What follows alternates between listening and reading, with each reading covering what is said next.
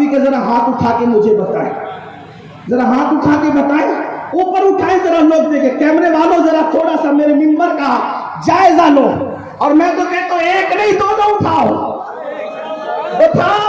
میں نے تو ممبر والوں سے کہا، یہاں تو زمین والے بھی صرف ہاتھ میں اٹھا رہے، مکمل اٹھ کر کے کھڑے ہو گئے۔ واٹس ایپ کی آقاؤں کو بتا دو، کمرے میں بیٹھ کر کے گالیاں دینے سے کچھ نہیں ہوتا، اصل ذکر رضا کے پہلے دار تو ہم ہیں۔ دشمن احمد میں شدت کیجئے، مریدوں کی کیا مروت کیجئے۔ ساتھ سعید ہے کہ ہمارے عائشہ نگر قبرستان کے دوسرے طرف کی جو گلی ہے، پشت پر اس پر ایک خوبصورت سا گیٹ تعمیر کیا گیا ہے اور اس کو منسوب کیا گیا ہے شہید راہ مدینہ حضور سیدی مصنع میاں رحمت اللہ تعالی علیہ کی ذات ستودہ صفات سے۔ اور آپ کو معلوم ہونا چاہیے کہ حضور شہید راہ مدینہ وہ عظیم شہید ہے کہ جو جنت البقیع میں اپنے جد کریم امام حسن رضی اللہ تبارک و تعالی عنہ کے قدموں میں آرام فرما رہے ہیں، سیدہ کائنات کے قدموں میں آرام فرما رہے ہیں، امام زین العابدین امام محمد باقر امام جعفر صادق کے قدموں میں آرام فرما رہے ہیں۔ یہ اس لیے کہہ رہا ہوں کہ پوری بقیع انسان کہیں دفن ہو، ان کو یہ مبارک قدم نصیب ہو ہی جاتے ہیں۔ سبحان اللہ۔ اور دوسری بڑی بات یہ ہے کہ ہم سب کے مخدوم حضور مخدوم المشائخ پیر لاسانی سیدی سرکار کلا رحمت اللہ علیہ کی ذات ستودہ صفات سے سرکار کلا جنازہ حال کو بھی منسوخ کیا گیا۔ یہ بھی بڑی عظیم بات ہے اور یہ عظیم کارنامہ ہے، اور پورا اسٹیج ہمارے ائمہ علماء مشائخ اور عمائدین سے بھرا ہوا ہے۔ ہمارے بزرگوں کا اخلاق تو یہی تھا کہ وہ سب کے ناموں سے گفتگو کا آغاز کرتے تھے، لیکن میرے پاس آدھا گھنٹہ اور کئی عنوانات پر گفتگو، تو اس لیے میں اس میں معذرت خواہ ہوں کہ نام سب کا نہیں لے سکوں گا، لیکن دو مصرے میں سب کی نظر کرنا چاہتا ہوں، سبحان اللہ، اور چاہوں گا کہ آدھے گھنٹے میں اپنی گفتگو بھی مکمل کر لوں۔ کسی نے بہت خوبصورت لب و لہجے میں کہا ہے، یہ بزم میں ہے جام جم نہیں، یہ بزم میں ہے جام جم نہیں، یہاں کوئی کسی سے کم نہیں۔ سبحان اللہ سبحان اللہ۔ بھائی شاہد ریشم والا جن کی کاوشیں باپ کو اور جنازہ حال کی تعمیر کے لیے ہمیشہ یاد رکھی جائے گی، اور ساتھ ہی برادر جناب آصف شیخ رشید صاحب جن کے طرف سے فنڈ کی فراہمی کی گئی، میں ہر دو کو مبارکباد پیش کرتا ہوں۔ اور مجھے جو عنوان دیا گیا ہے قبرستان اور ہماری ذمہ داریاں، بہت اختصار کے ساتھ میں آپ سب کی خدمت میں ایک بات عرض کرتا ہوں۔ ایک بات ہمیشہ یاد رکھنا کہ قبر آخرت کی پہلی منزل ہے، اور انسان کی قبر دو میں سے کوئی ایک ہے، یا تو قبر جنت کے باغوں میں سے ایک باغ ہے، یا تو قبر جہنم کے گڑھوں میں سے ایک گڑھا ہے، اور مومن کا عقیدہ یہی ہے، تیسری کوئی چیز نہیں ہے قبر، یا تو جنت کے باغوں میں سے باغ ہے، یا تو جہنم کے گڑھوں میں سے ایک گڑھا ہے۔ اب آپ مجھے بتائیں، اگر کوئی جنت کے باغ کے قریب جائے اور وہاں جانے کے بعد دنیا کی بات کرے تو اس سے بڑھ کر غافل کون ہو سکتا ہے؟ اگر کوئی جنت کے باغ کے قریب جا کر کھڑا ہو اور پھر وہ وہاں پر گیم کھیلے موبائل پر تو اس سے بڑھ کر غافل کون ہو سکتا ہے؟ قبرستانوں میں بیٹھ کر جنت کے باغ کے قریب بیٹھ کر اگر کوئی گانجا پیے، چرس پیے، تاش کے پتے کھیلے، اس سے بڑھ کر کے بدترین انسان کون ہو سکتا ہے؟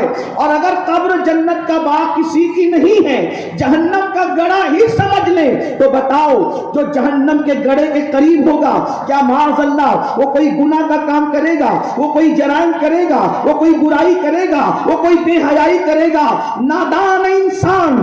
جس دن حضرت جبریل امین کو اللہ نے فرمایا جبریل جاؤ اور جاتے جاتے جہنم کا مشاہدہ کر لو، تو حضرت جبریل جب جہنم کا مشاہدہ کر کے بارگاہ رسالت میں آئے تو اللہ کے رسول علیہ السلام نے پوچھا جبریل کیا بات ہے، آج تمہارے چہرے پہ تبسم نہیں ہے، آج تمہارے چہرے پہ مسکراہٹ نہیں ہے، جب تم آیا کرتے تھے تو تمہارے چہرے پہ جو تبسم کھیلا کرتا تھا آج وہ تمہارے چہرے پہ تبسم نہیں ہے۔ تو جبریل امین عرض کرتے ہیں یا رسول اللہ آج جبریل کیسے مسکرائے کہ میں جہنم کو دیکھ کر کے آ رہا ہوں؟ جس نے جہنم کو دیکھ لیا ہے وہ معصوم ہونے کے بعد بھی مسکرانے کی جرت نہیں کرتا۔ میری قوم کے جوانوں، آج قبرستانوں کو لوگوں نے کیا سمجھ لیا ہے؟ صرف عائشہ نگر قبرستان کی بات نہیں کر رہا ہوں، اللہ اکبر، قبرستان میں رشتوں کی بات ہو رہی ہے، قبرستان میں پلاٹ کی خریدی اور بکری کی بات ہو رہی ہے، قبرستان کے اندر اللہ اکبر کھانا پینا چل رہا ہے، ہنسی مذاق چل رہی ہے۔ سن لو، اللہ کے سچے رسول غائب نبی صلی اللہ علیہ وسلم نے ارشاد فرمایا موت کی جو حقیقت کو میں جانتا ہوں، اگر تمہیں پتا چل جائے تو تم اس طریقے سے پگھلنے لگو جیسے نمک پانی کے اندر پگھلتا ہے۔ موت کی حقیقت کیا جانتے ہو؟ جس گھاٹی سے گزرنا ہے، دکان، مکان، منصب، نسب، دولت، حسن، جوانی کے غرور اور گھمنڈ کے اندر ڈوبنے والوں، آؤ، گنہگار کی موت تو گنہگار کی ہے، فاسقوں کی موت تو فاسقوں کی ہے، فاجروں کی موت تو فاجروں کی ہے، مجرموں کی موت تو مجرموں کی ہے۔ نیک لوگوں کو بھی جب موت آتی ہے تو ان کی درجات کی بلندی کے لیے اللہ انہیں بھی تکلیفوں سے گزارتا ہے۔ فقی ابو اللہ سمرقندی اپنی کتاب میں لکھتے ہیں ایک دن حضرت سیدنا عبداللہ ابن عمرو ابن عاص نے اپنے بابا سیدنا عمرو ابن عاص سے پوچھا بابا جب موت آتی ہے تو کیسا لگتا ہے؟ تھوڑا ذرا غور کرنا۔ تاش کے پتے ہاتھ میں لینے سے پہلے میں نے اپنی آنکھوں سے قبرستان میں تاش کے پتے لوگوں کو کھیلتے دیکھے۔ کچھ لڑکے جن کو موبائل پر لڑکیوں سے گندی بات کرنے کے لیے جگہ نہیں ملتی تو وہ قبرستان میں آ کر کے بیٹھ کر کے لڑکیوں سے گندی باتیں کرتے ہیں۔ تمہارا ضمیر کہاں مر گیا؟ قبرستان وہ خاموش عبرت کی جگہ ہے کہ اللہ کے رسول صلی اللہ علیہ وسلم قبروں کو دیکھ کر روئے ہیں۔ صحابہ کہتے ہیں جنازے میں ہم شریک تھے، اللہ کے رسول علیہ السلام نے دیکھا کہ جنازہ رکھا گیا، حضور بھی بیٹھ گئے، اتنا روئے کہ حضور کی داڑھی آنسوؤں سے تر ہو گئی اور داڑھی سے آنسو ٹپک ٹپک کر زمین تر ہو گئی۔ تو ہم نے حضور سے اس کی یا رسول اللہ آپ بھی رو رہے ہیں؟ اللہ کے رسول نے فرمایا اس کی تیاری کر لو، یہ آخرت کی پہلی منزل ہے، یہاں کامیاب رہو گے تو آخرت میں کامیاب رہو گے۔ مسلمانوں سوچو ہم کتنے غافل ہو گئے، قبرستانوں میں بیٹھ کر کے لڑکیوں سے اورل سیکس کی باتیں کی جا رہی ہیں، زنا کی دعوت دی جا رہی ہے۔ ذرا بتائیں تو آخر قبرستان کے ذمہ دار کیا کریں گے بیچارے؟ وہ سب کے پیچھے تھوڑی پھرتے رہیں گے، یہ تو آپ کی اپنی غیرت ہے۔ تم بدو مینار کے شہر میں رہنے والوں غیرت کہاں گئی؟ میں نے قبرستان کے اندر لوگوں کو چرس پیتے دیکھا، بیٹھے ہوئے تھے چرس پی رہے تھے۔ کچھ لوگوں کو دیکھا کہ وہ معاذ اللہ سٹا ٹھیکنے کا منصوبہ کر رہے تھے ولیوں کے مزار کے قریب۔ کتنا گرو گے؟ سن لو، کسی کی نگاہوں سے چھپ کر جرم کرنے والوں، میرا اللہ ارشاد فرماتا ہے تم سب کی نگاہوں سے چھپو گے، کیا رب کی نگاہوں سے بھی چھپو گے؟ ان اللہ کان علیکم رقیبا، اللہ تم پر کڑی نگرانی کر رہا ہے۔ اور سب سے چھپ کر گوشے تنہائی تلاش کرنے والوں سنو، میرا اللہ ارشاد فرماتا ہے وَمَعَكُمْ أَيْنَمَا كُنْتُمْ، تم جہاں کہیں ہو اللہ تمہارے ساتھ ہے اور اتنے قریب ہے۔ نَحْنُ أَقْرَبُ إِلَيْهِ مِنْ حَبْلِ الْوَرِيدِ، وہ تمہاری شہرت سے زیادہ قریب ہے۔ عبداللہ ابن عمرو ابن عاص نے پوچھا بابا موت کیسے آتی ہے؟ فرماتے ہیں بیٹا زمین اور آسمان انسان کے سینے پہ رکھ دیے جائیں گے، تو جتنا وزن محسوس ہوتا ہے اس سے زیادہ وزن انسان کو موت کے وقت لگتا ہے۔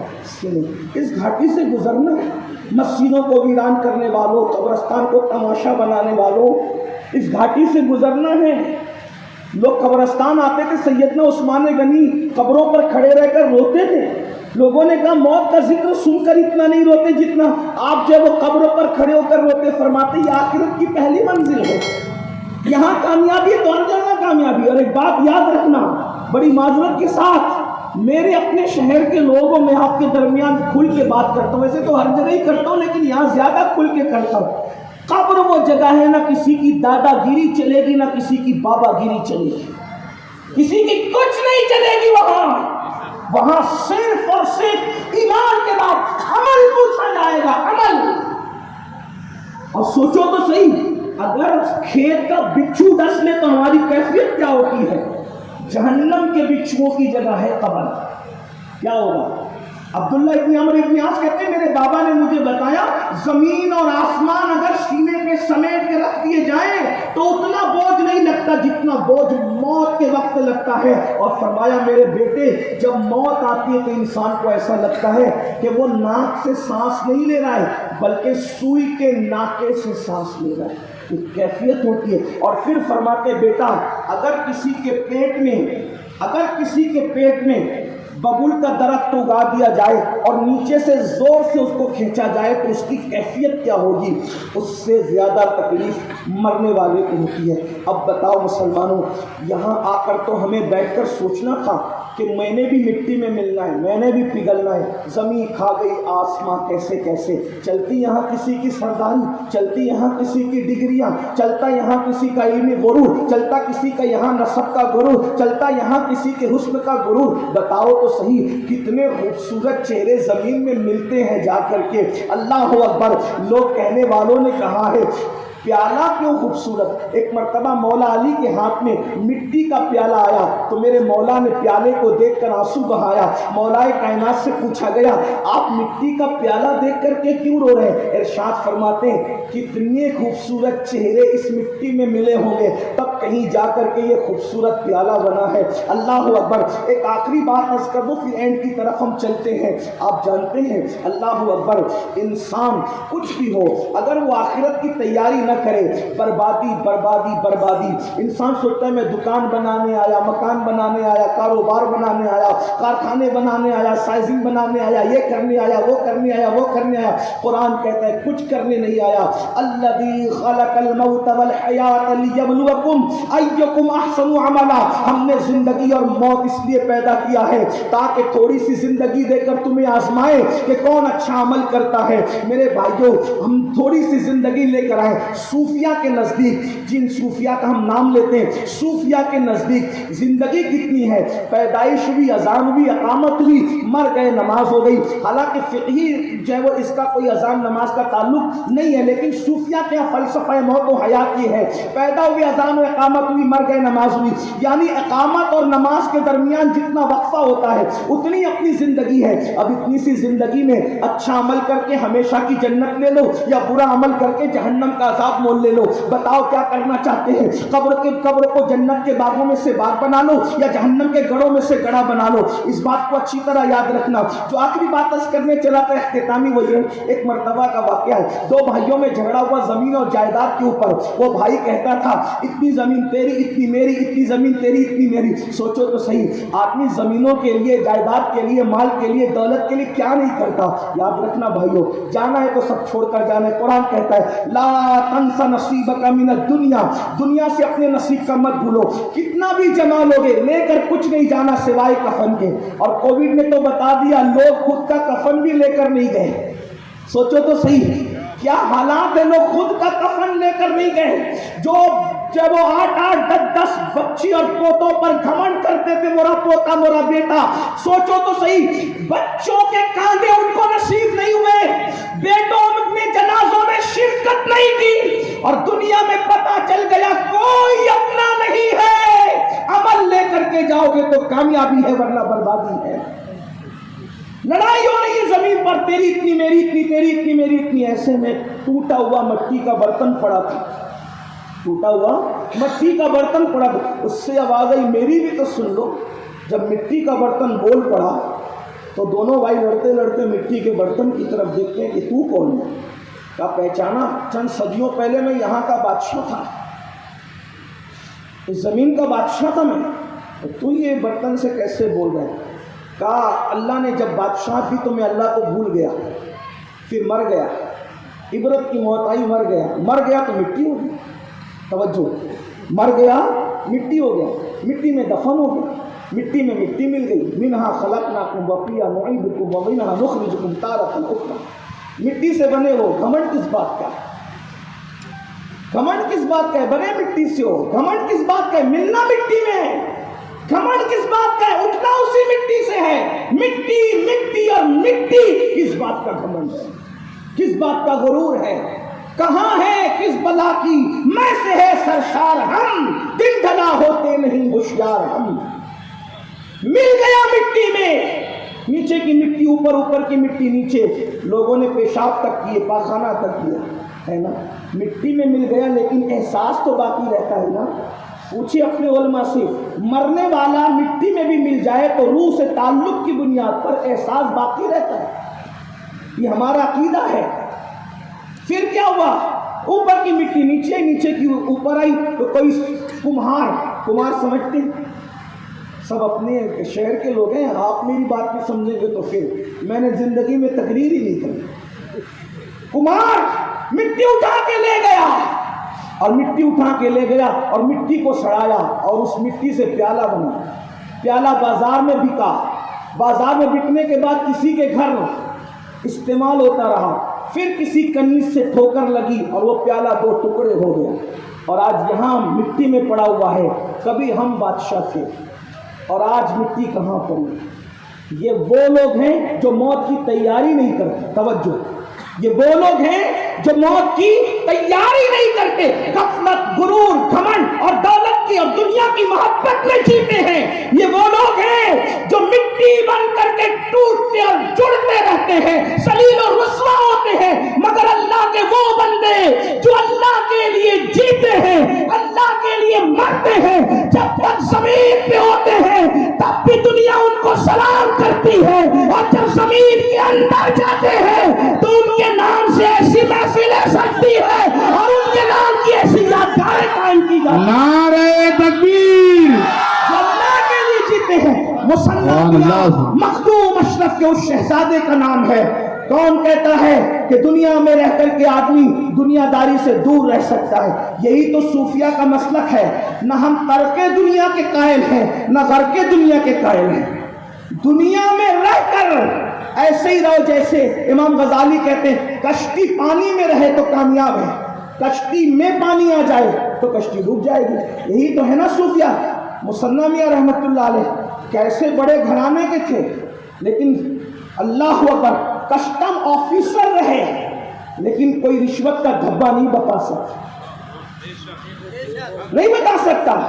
ارے اس کے دامن پہ رشوت کا دھبا کیا کوئی بتا سکے گا جس کے چہرے کو دیکھ کر مخدوم اشرف کا جمال یاد آتا ہے؟ سبحان اللہ، سبحان اللہ۔ ہم نے بھی اپنے بچپنے میں ان کی زیارت کی ہے، چہرہ ایسے جیسے کھلتا ہوا گلاب، بے شک، چہرہ ایسے جیسے کھلتا ہوا گلاب، اور اس کے بعد دوسری شخصیت کو دیکھیں تو وہاں بھی حسن کا یہی حال۔ میرے مرشد اجازت حضور سیدی سرکار امین ملت سید امین میاں صاحب مہاروی مدظل اللہ علی فرماتے ہیں، آپ کا اپنا انداز گفتگو کرنے کا حضور امین ملت کا، وہ فرماتے ہیں مجھے ایسا لگتا ہے جب حسن اور دولت تقسیم ہو رہی تھی تو مخدوم اشرف کا خاندان پہلی صف میں کھڑا تھا۔ سبحان اللہ، حسن بھی لے رہا تھا اور دولت بھی لے رہا تھا۔ سبحان اللہ، سبحان مخدوم اللہ۔ صاحب کا خاندان، اللہ اکبر۔ سرکار کلا کو دیکھو، ہمارے شہر میں ایک مولوی نے کہا، مولا علی کی شادی بیان کرتے ہوئے، مولا علی کی شادی بیان کرتے ایک مولوی نے کسی اجتماعی نکاح میں کہہ دیا کہ مولا علی تو بڑے خوبصورت تھے نہیں، وہ تو بڑے خوبصورت نہیں تھے۔ میں نے کہا علی بیان کرنے کے لیے بھی تمہاری اوقات نہیں ہے، کوئی علی والا ہی چاہیے۔ سبحان اللہ۔ کہہ دیا کہ بھائی وہ بہت خوبصورت نہیں تھے۔ میں نے کہا سیدہ فاطمہ جیسی حسن والی کے لیے اللہ پر حضور نے ایسے انتخاب کر دیا. اللہ کی عزت کی قسم ہم نے علی کو نہیں دیکھا, لیکن اگر کوئی کہتا ہے کہ وہ خوبصورت نہیں تھے تو میں نے کہا 14.5 سال والا علی کیسا تھا یہ تو قیامت میں دیکھیں گے.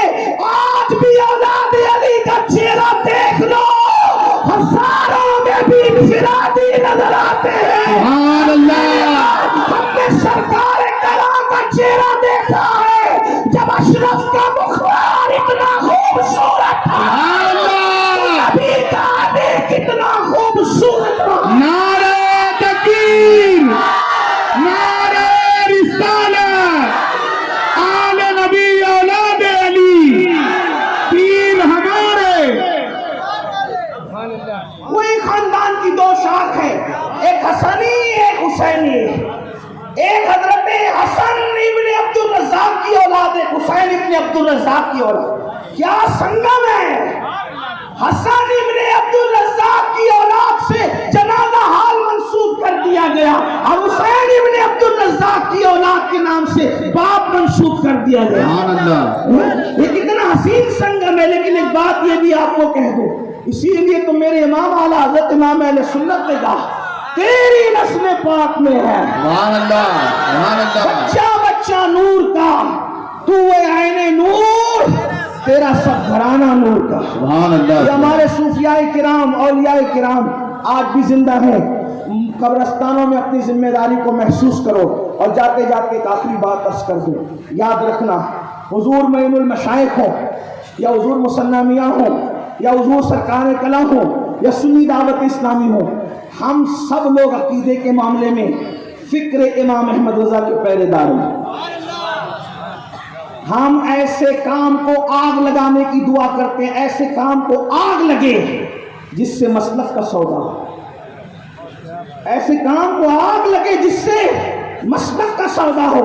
الحمدللہ حضور مصنع میاں بھی ساری زندگی فکر رضا پر پہرا دیتے رہے, اور ان کے شہزادے اور جانشین گواہ وہ بتائے حضور سرکار کلا بھی پوری زندگی فکر رضا پر پہرا دیتے رہے.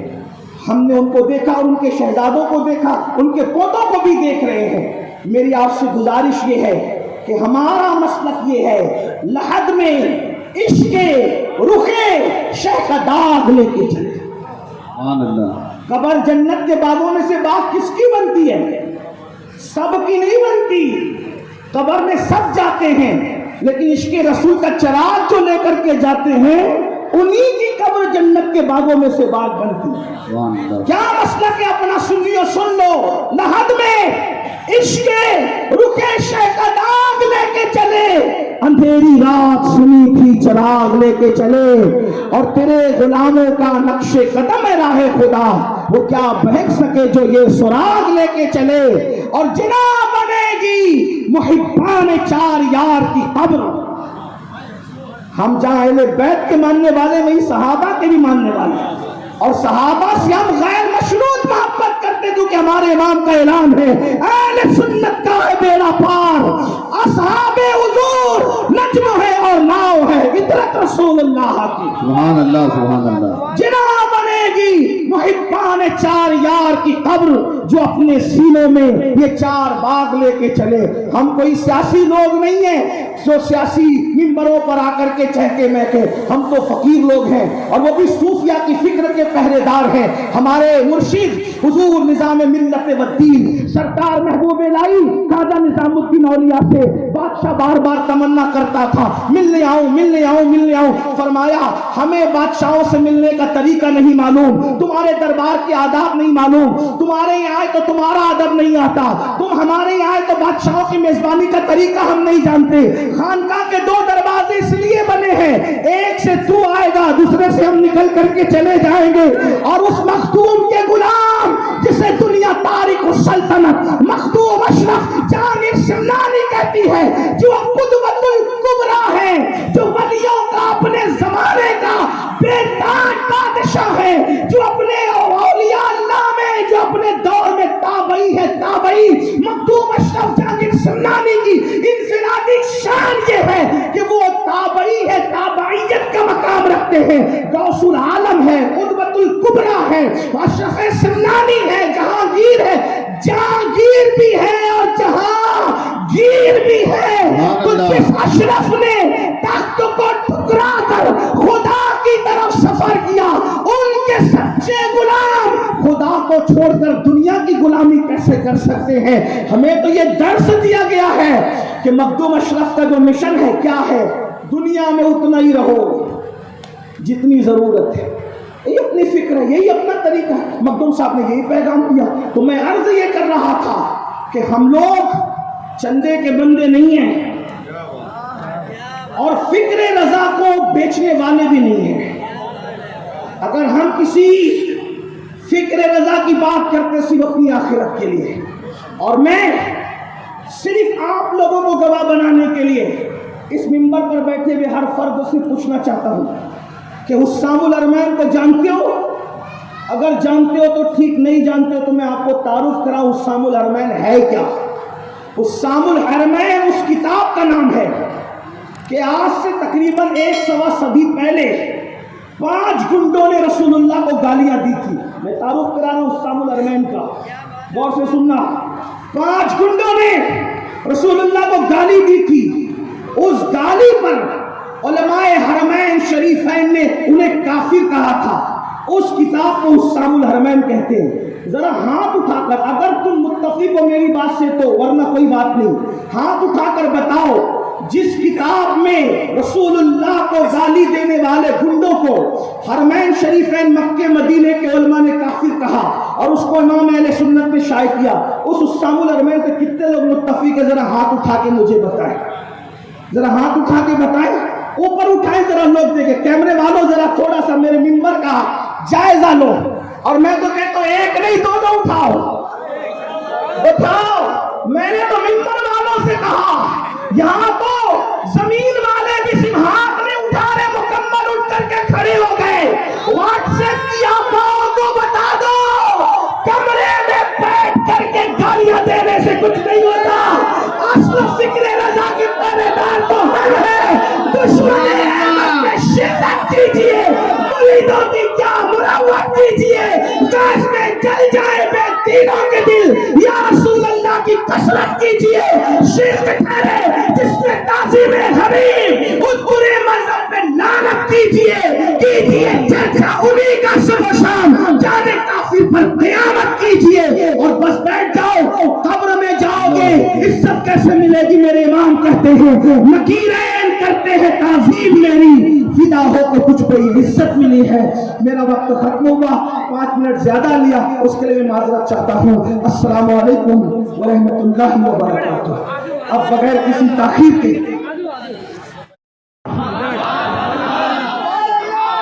جانشین کا مطلب کیا ہوتا ہے پتہ ہے؟ شخصیت بدلتی ہے، گدی وہی ہے۔ مطلب کیا؟ مطلب کیا؟ اگر آج عبدالرزاق نور العین کو دیکھنا ہے، تاریخ السلطنت کا جلوہ دیکھنا ہے، ہاں تو حضور معین المشائخ کی شکل میں دیکھا۔ امام اہل سنت کو وہ جلوہ حضور اشرفی میاں میں نظر آیا تو کہنے لگے اشرفی اے رخت آئینہ حسن خوبا۔ جلوہ دیکھنے کے لیے آنکھیں بھی چاہیے، ہاں جن کو اندھیرے میں بیوی اور بہن میں فرق نہیں ہوتا انہوں نے کون سا جلوہ دیکھنا؟ اس کے لیے تو دل کی آنکھیں درکار ہے۔ یا اشرفی اے رخت آئینہ حسن خوبا، اے نظر کردہ وہ پروردہ سہ محبوبہ۔ یاد رکھنا اپنا مسلک چاپلوسی نہیں، اپنا مسلک عشق و محبت ہے۔ تو آئیے حضور معین المشائخ سے اب کچھ سنتے ہیں، چونکہ وقت تو تمام ہوا ہے، میں نے 5 منٹ زیادہ لیا، اس کے لیے معذرت تھا۔ انشاءاللہ تبارک و تعالی ہم پھر ظاہر سی بات ہے آپ بھی مانے گا کہ میں بھی، اور ہم لوگ ایک دوسرے سے ملتے جلتے رہتے، بات کرتے رہتے، محبت کرتے رہتے، پیار کرتے رہتے۔ اور میں حضور معین المشائخ کی موجودگی میں عرض کروں، چاپلوسی کے لیے اللہ کو گواہ بنا کے حضور میری قوم کے لیے دعا کریں۔ میرے شہر والوں نے مجھے جتنا پیار دیا ہے اتنا پیار مجھے کہیں نہیں ملتا۔ یہ محبت والے لوگ ہیں، پیار والے لوگ ہیں، ہاں الحمدللہ۔ سب دنیا بھر والے پیار دیتے، لوگ سن رہے انٹرنیٹ پہ، لیکن سب سے زیادہ آپ دیتے ہیں۔ یہ آپ کی محبت ہے، اللہ اس محبت کو نظر بد سے بچائے۔ حضور معین المشائخ ہم سب کو نصیحت بھی کریں گے، دعا بھی کریں گے، اور پھر یہی کہتا ہوں ہمارے امام کی تعلیم کے لحد میں عشق کے شہ کا داغ لے کے چلے، اندھیری رات سنی تھی چراغ لے کے چلے۔ حضرت کی بارگاہ میں عرضی ہے کہ حضور ہم سب کو نوازیں، آپ جو کہنا چاہتے ہیں آپ فرمائیں۔ اور ایک بات یہ بتا دوں، حضور معین المشائخ بھی اپنے لیے نئے نہیں ہیں۔ جب چہرے پہ داڑھی بھی نہیں نکلی تھی تو اپنے رخ انور کی تابانیوں سے ہمارے گلی کوچوں کو منور کر رہے تھے۔ ہاں یہ فخر ہے نا اپنے لیے۔ میں نے پہلی مرتبہ حضرت کی زیارت وہاں کی تھی جب چائنا میدان کے اندر، چائنا گارڈن کے اندر سنی دعوت اسلامی کا پہلا اجتماع تھا، تو اس کا آغاز حضرت ہی کی دعا سے ہوا، اور میں اتنا صحیح تھا، یہ جو بیٹھا ہوا ہے اتنا سا تھا، اور مجھے ابھی تک وہ منظر یاد ہے حضرت کی دعا کا۔ پتہ نہیں حضرت کو یاد ہے یا آپ لوگ کو یاد ہے کہ نہیں، لیکن اتنا ضرور ہے حضرت کی دعا سے آغاز ہوا تھا، مجھے یاد ہے۔ اس سے آپ کو پتہ ہوگا نا کہ میرے بزرگوں کا مجھ پہ کتنا کرم ہے کہ اتنے چھوٹے پن کی داستان بھی مجھے یاد ہے۔ الحمدللہ رب العالمین۔ اور ایک چھوٹا سا اعلان سن لے، اس کے بعد میں مائک سے ہٹتا ہوں اور اپنی گفتگو تمام کرتا ہوں۔ 30 اور 31 دسمبر کو عملیت کی سرزمین پر سنی دعوت اسلامی کا عظیم الشان روح پرور سنی اجتماع منعقد ہو رہا ہے۔ 30 تاریخ کو عورتوں کے لیے، 31 دسمبر کو صرف مردوں کے لیے اجتماع ہوگا۔ یہاں سے ماشاءاللہ گاڑیوں کا انتظام کیا گیا ہے، کہیں سے فری، کہیں پر مختصر رقم کے ساتھ۔ جو حضرات جانا چاہتے ہیں سنی دعوت اسلامی کے ارکان اور اپنے اپنے علاقوں کے ذمہ داروں سے رابطہ قائم کریں۔ ہزاروں کی تعداد میں عاشقان رسول شرکت کریں۔ گفتگو کے درمیان اگر کوئی غلطی ہو تو اللہ تعالیٰ معاف فرمائے۔ استغفر اللہ ربی ان ربی لغفور رحیم۔ نگاہ دین و دانش لٹ گئی اللہ والوں کی، یہ کس کافر ادا کا غمزہ خوریز ہے ساقی، اور نہیں اقبال مایوس اپنی کشت ویرا سے، ذرا نم ہو تو یہ مٹی بڑی زرخیز ہے ساقی۔